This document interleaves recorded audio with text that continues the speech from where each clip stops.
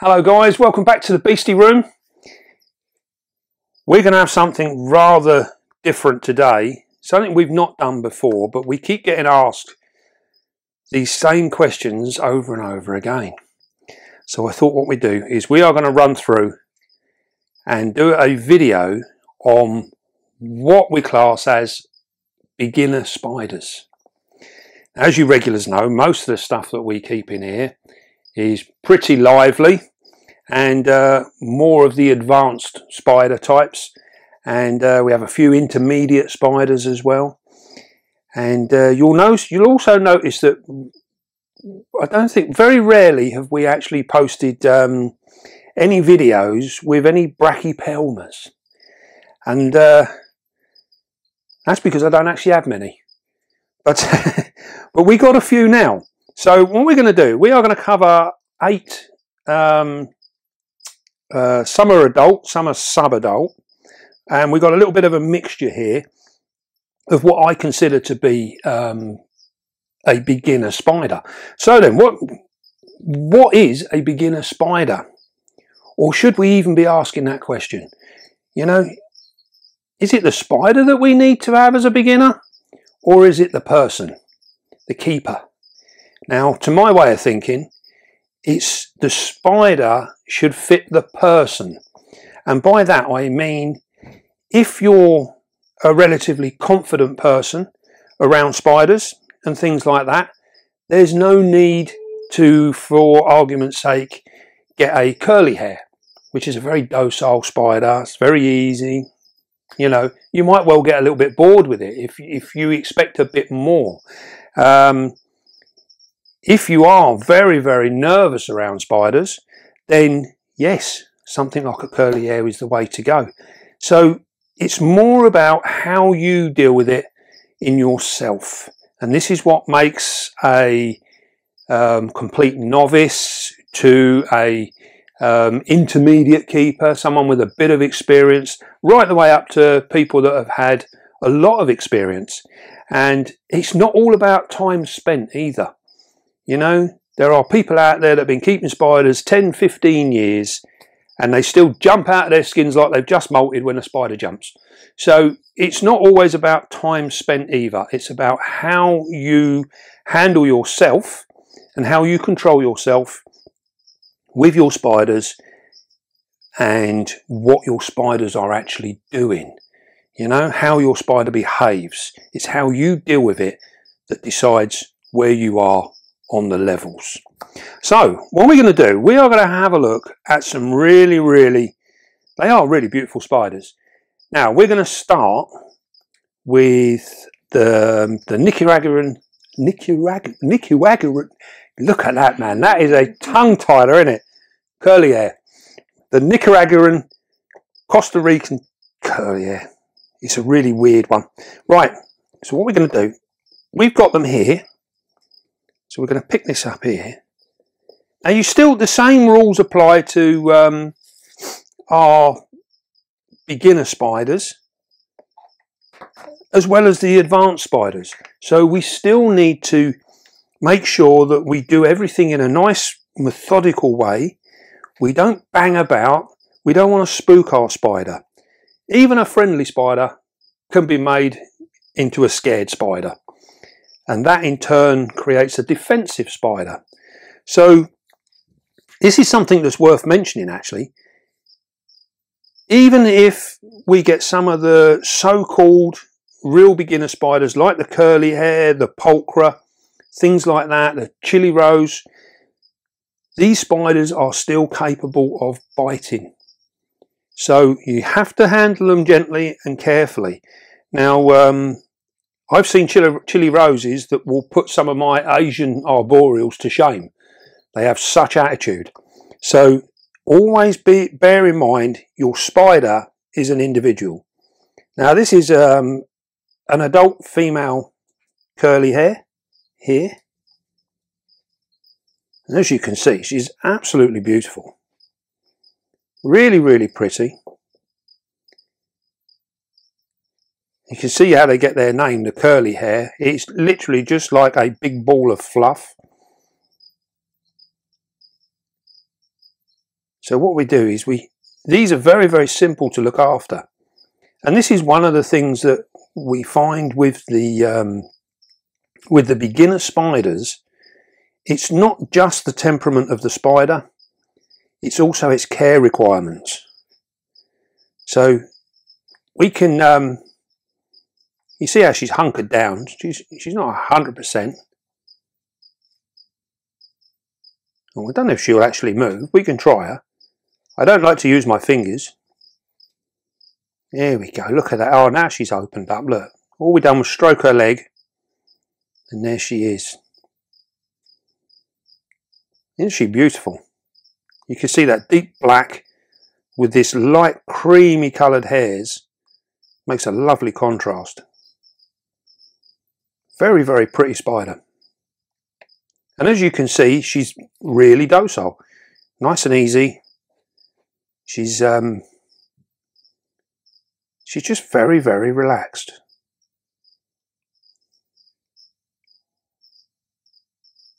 And hopefully we get some lovely close-ups there.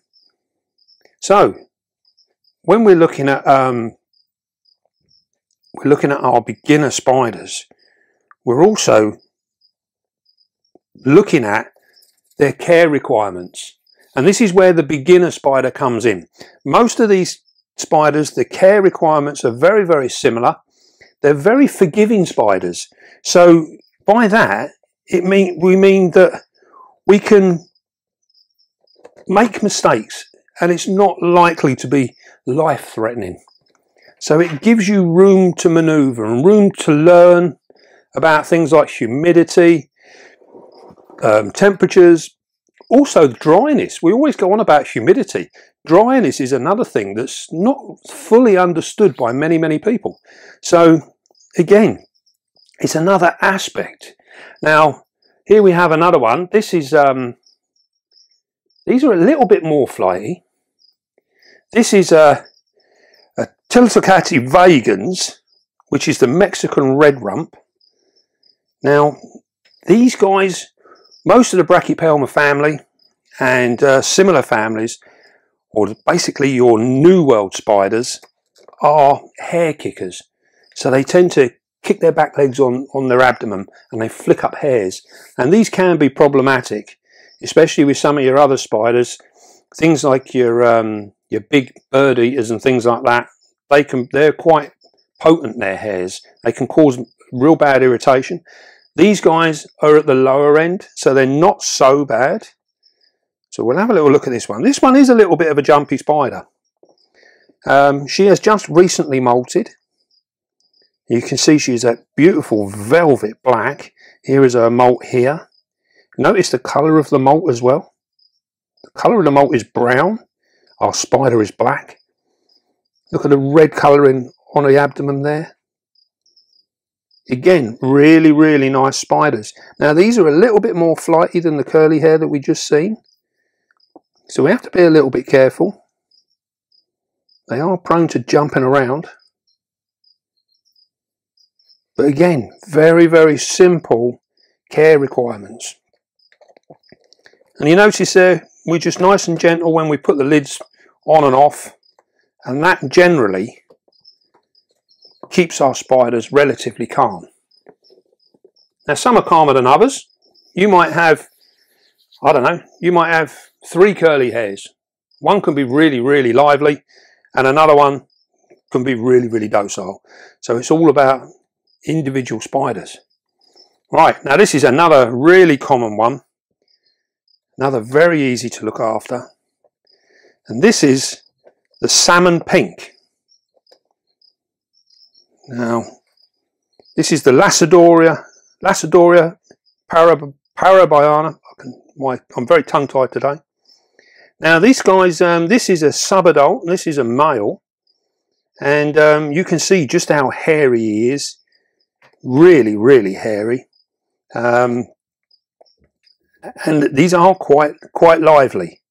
So they can tend to run around a bit, and they get really big. These are classed as, I think, around about the 4th largest spider in the world. So we can get these up to a good solid 8 inches without any problem at all. They really are quite big spiders. They're fast growers. So from a sling, you can have a 3 or 4 inch spider within a year, 18 months without any trouble at all. They're very, very forgiving in their care requirements. These guys like a little bit of dampness in the soil. I often see these kept really dry, which is not a good thing. They do like a little bit of humidity, and this will help them out. Now, the one thing with these guys is they've got a very strong feeding response. So they will literally charge out to grab a cricket or a roach. And this is a good thing because it means that we don't have the feeding problems that we have with some of our more advanced spiders. These guys will generally eat no matter what. And they have a huge temperature range that they're happy in. So we can keep these guys right the way down to like the high 60s and they will still operate. They will still work the same as they would if they were up at 80 degrees. So massive, massive temperature range. And many of these spiders are capable of doing that. That's not to say that we need to be less careful with what we're doing with our care. You know, we should all be aiming to find the best and the optimum for our spiders, regardless of what they are. Now then, this is a very, very firm favourite in the hobby, this one. And these really are a beautiful spider. This is the Grammostola pulchra. And what we have here, this is a female. We can get the lid off. She's a little bit nervous. There we go, nice and gently. And you can see there, she's absolutely beautiful. A solid black spider. These guys get really, really big. And we can be looking at another 6-7 inches plus with these. And they're a very heavy spider. So they end up, when they're fully grown, an adult female will have massive big chunky legs. She'll be jet black. Again, they have a very good feed response. But when they've had enough, they will literally fast. Now, these are also very, very slow growers, as are many of the Brachypelma. Very, very slow. So when you get these guys as babies, tiny, tiny little slings, be prepared for a good few years.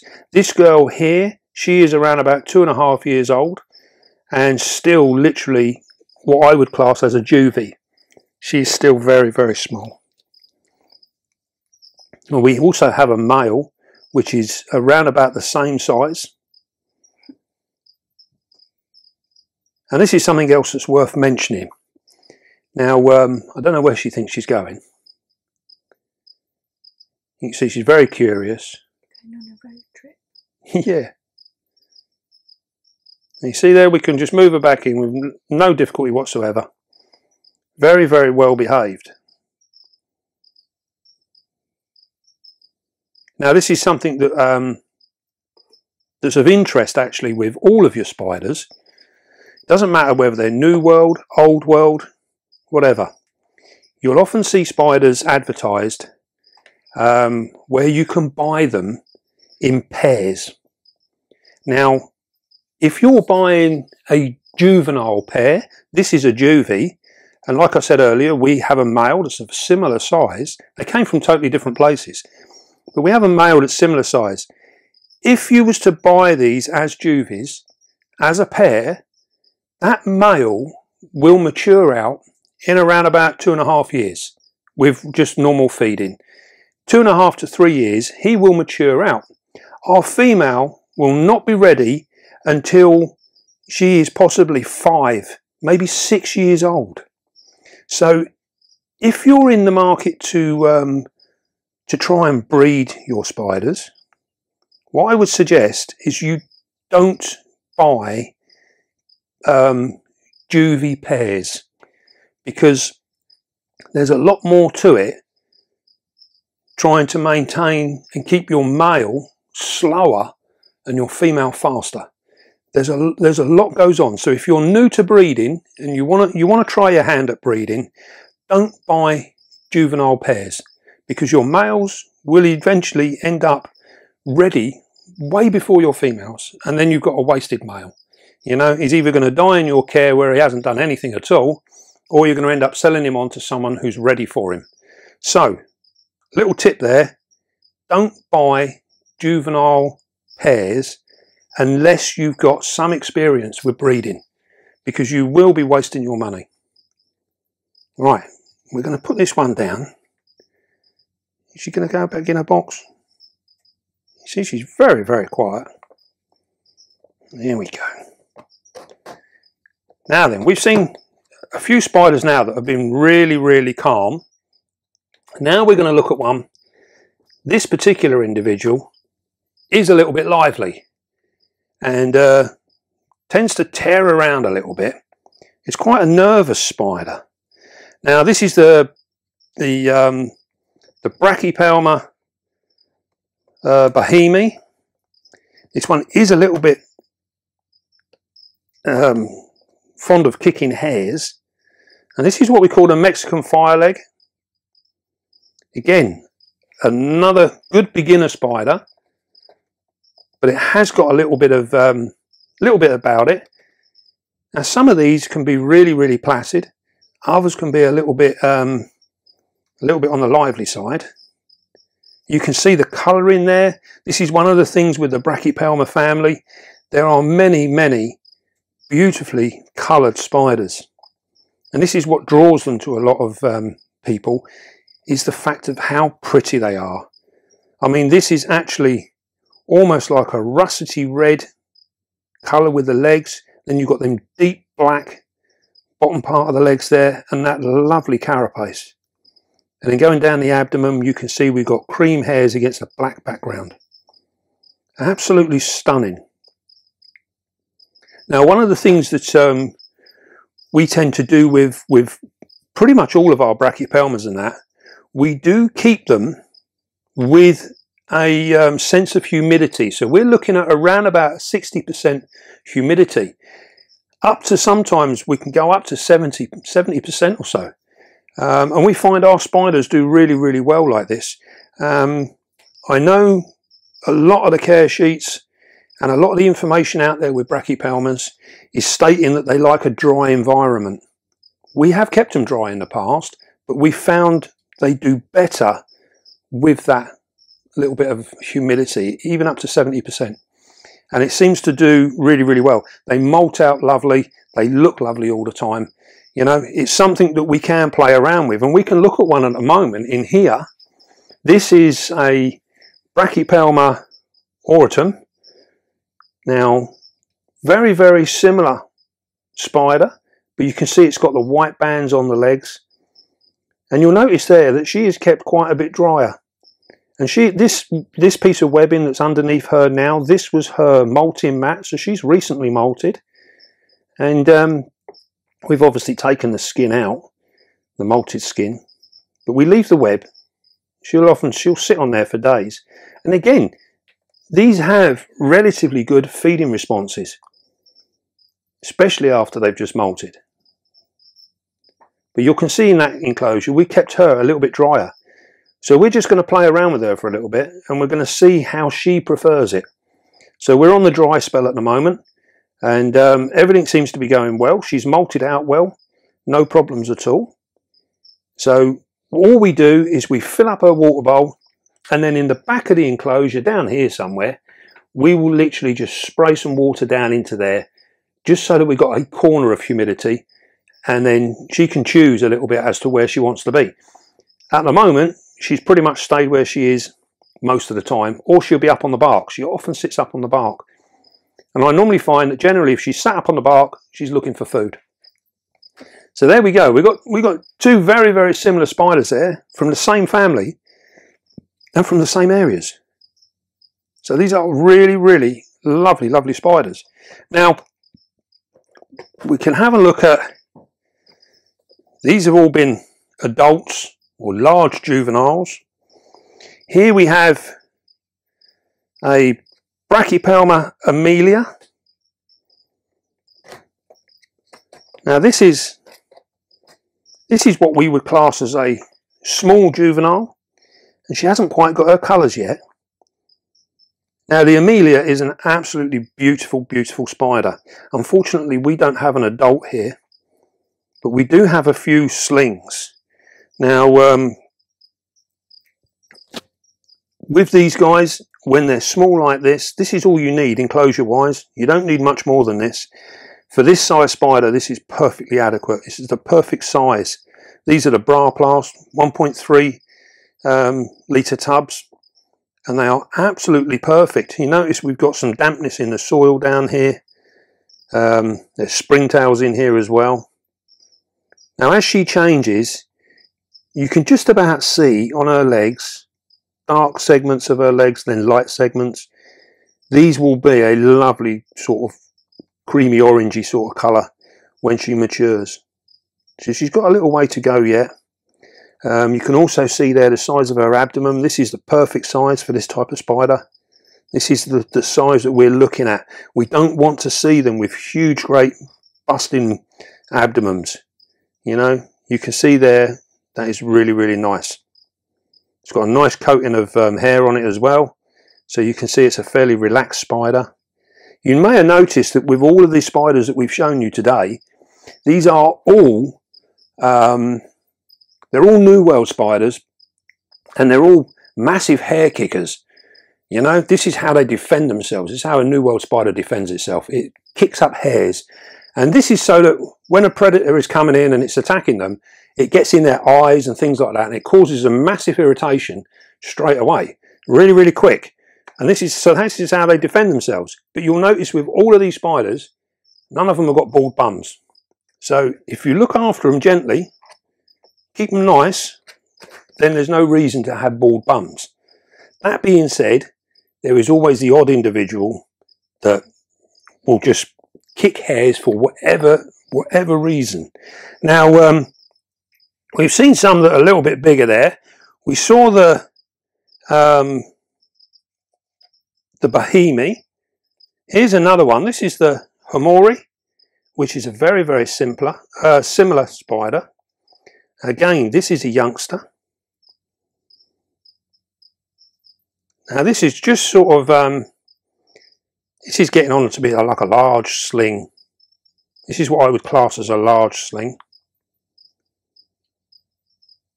And when you're looking after these guys, when they're small like this is all you need as a setup.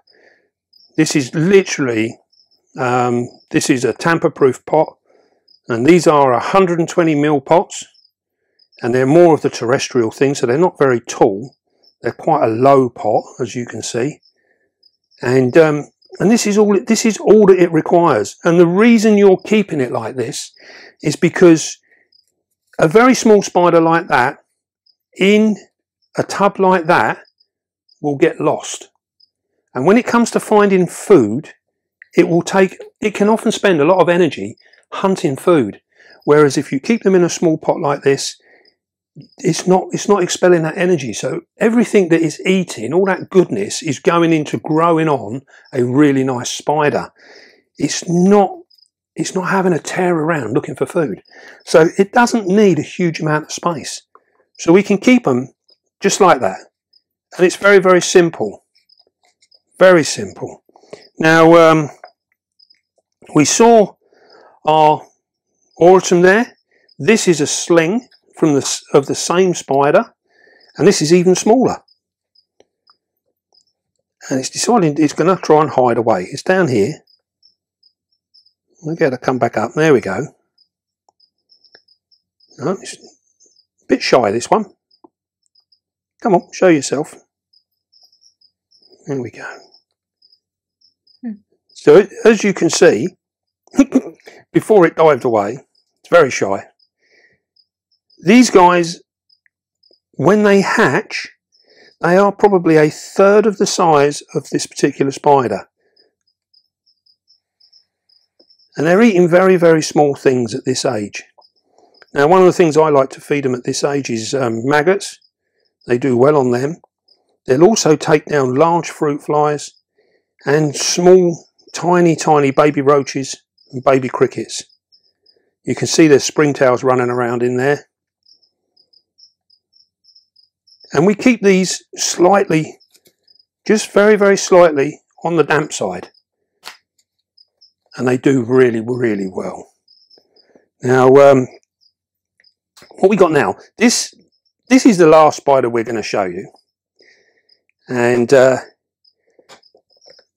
many will disagree, but for me personally, I think these make really, really good beginner spiders.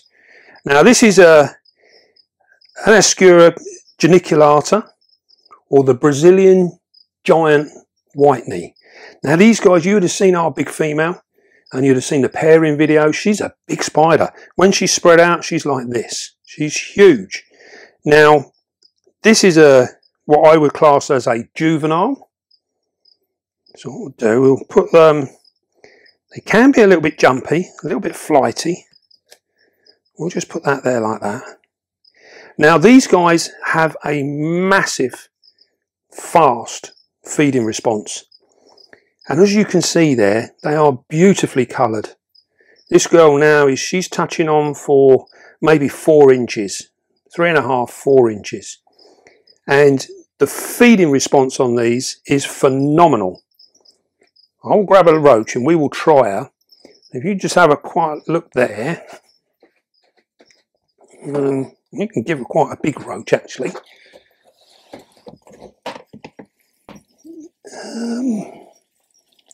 Find me a roach.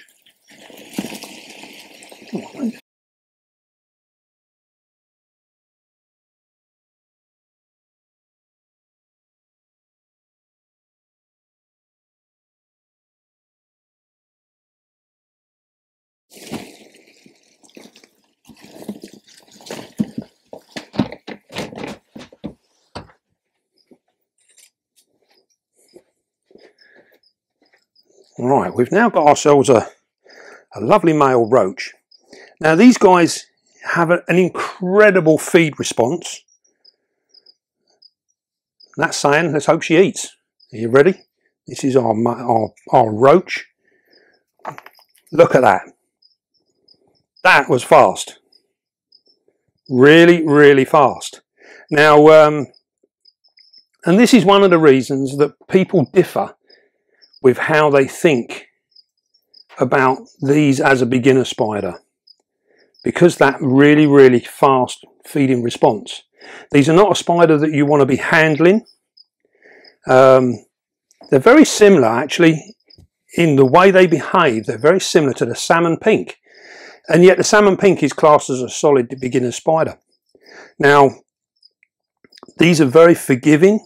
They do like a bit of humidity within their enclosure. They like a little bit of dampness there. But they are absolutely wonderful spiders. They're very active. They're always out in the open. So they make really, really good beginner spiders. You just need to watch your fingers. Just be careful of your fingers. Now, apart from that, they're no different to any of the others that we've shown you today. So they're really, really easy. Lovely, easy spiders to take care of. Now, we might as well broach this while we're here. These, as we said earlier on, these are all beginner spiders.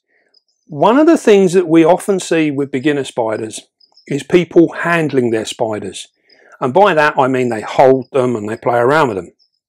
Now, this is something that I don't do personally. I don't see the need to actually handle your spider. I don't see the point in risking yourself. Even with the so-called beginner spiders, they are all still capable of giving you a nasty bite. So why take the risk? I mean, we see people handling these guys, the Geniculatas. I do believe it's rather foolish. You know, you could end up with a really nasty bite. The first thing you're going to do when you get bitten is you're going to flick it away like that. Chances are you'll kill your spider. You know, there's lots of things to take into account. Now, if you happen to have one run out onto you, it's pretty obvious whether it was an accident or whether you staged it to run up your arm. So, you know, let's not be foolish. Just be a little bit sensible. Your spider gains nothing from this. We often hear that, oh, it came tearing out of its cage, it was glad to see me. You know, I don't think they really recognise us like that. So There really is no need. Really is no need. So just be really, really careful. Now, I think we've covered pretty much everything here. These are all very, very general. We've got all these different spiders and they're all kept pretty much the same way. They're very forgiving spiders, and you shouldn't really have any problems. Do bear in mind that most of them are very slow growers. Apart from things like the salmon pink, the Geniculata, they're very quick growers. But the rest of them that we've shown are all very, very slow. So if you're impatient and in a rush, think about what you're going to buy, because some of these guys can take 5, 6, 7 years before they're actually a fully fledged adult spider. It can take a long, long time. That being said, they do live a long time too. I think most of the Brachypelmas here will go for 15 years or more. There's been accounts of females up at 20 years old. But 15 years is a good age. So that's where we're looking at with those. Right, as you can see now, this she's really enjoying her roach. Excuse me. Well, she's going to come around and face the camera. You can see those huge, great fangs. Very, very pretty spider. She's doing what we call a happy dance.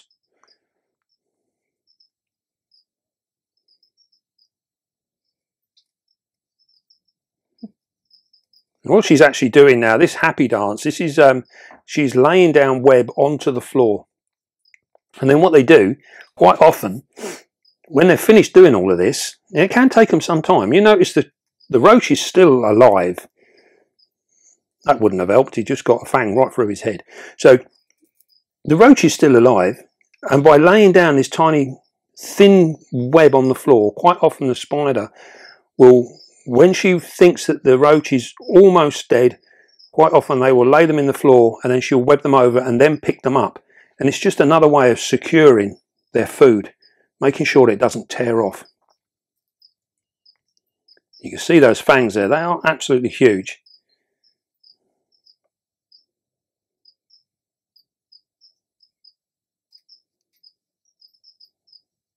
You see how she started off at the beginning of the bark. She's now going around. And you can just about make out, underneath now, you can just about make out that slightly grey or sort of white colouring on the floor. And this is that very, very thin layer of web. You see that? I don't know if the camera can pick it up really. She's very, very busy there. Look at that. Now that size meal, that was an adult male dubia roach. That size meal will keep her going now for the next week without any problems at all. And this particular spider, we will be looking at feeding her between every week and 10 days, a male roach that size. And that is enough. They don't need any more. You know, and that will just keep her in really good form. And what we're looking at is that abdomen. We want that abdomen to stay at a nice size. As soon as it starts getting bulbous, you've overdone it. Too much food. So we're looking at keeping the abdomen at a nice level, and that means our spider will grow at a steady rate and it will live a long time, which is what the aim is. Right. Well, I think we've just about sort of covered some of these. And we'll see maybe whether we do one on intermediate stuff that's a little bit more lively and needs a little bit better care, different type of care, where the parameters are closer together. Yeah, with these will put up with a huge range of humidity, temperature, food, everything. They're very, very, very forgiving. So, and this is what makes them ideal for beginners. Right then, don't forget, be calm, be gentle, and love your spider. And I'll see you soon, guys.